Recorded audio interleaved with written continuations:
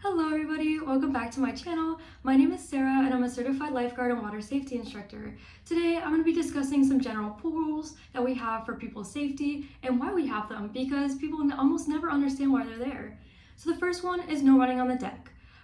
First, it's really embarrassing when you slip and fall, which is the least of both of our worries. I have it at least once a day where somebody will slip and we'll both pretend like that didn't happen. Although on some occasions it does result in spinal and head injuries. Although it seems a little bit overboard to prevent all running, it really isn't. In one day, if I'm there for like 6 hours working at the pool, I can see up to like 5 or 6 people even slip on just like regular pool deck not running. A lot of them are very slippery, and we know that. Us as lifeguards usually slip too, and that's why that rule is there.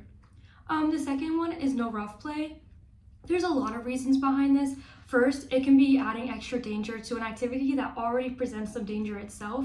However, it can also distract the lifeguard from scanning the other people if they're constantly trying to make sure the 2 people that are, playing rough in the corner are safe. So make sure you're trying to avoid this, even if you're siblings and even if you're mad at each other.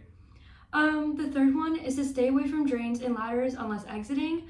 A lot of people have a common fear of drains, so this really isn't something that we have to discuss a lot, but they can present extra dangers in the pool, especially if little kids are playing with them.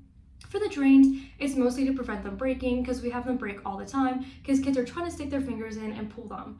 However, there are some instances where people have gotten injured because they are, again, trying to stick their fingers in. Not a great idea. Also, ladders can actually be really dangerous. I've seen kids, try to pull themselves up, try to just play on it, slam the bars. I don't really know why, but it can cause head injuries again and slip and fall accidents. Another one is to never take large floaties in the pool.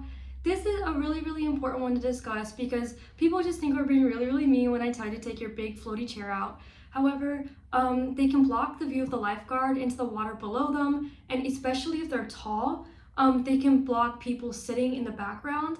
And although they are fun, and I would love for everybody to always be, having fun in the water, is something that we need to prioritize safety and not these floaties.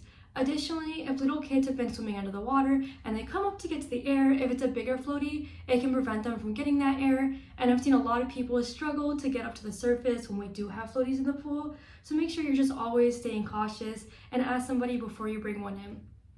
The last one is to always take breaks to avoid fatigue.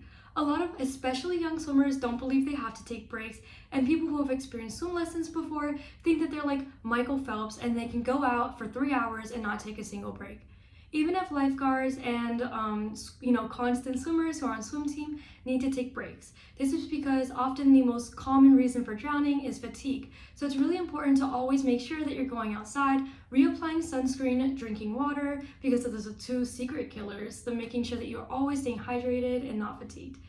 Thank you so much for coming to my video, guys. I'm going to link some more resources down below in the description. I hope you guys learned something today, and as always, stay safe and have fun.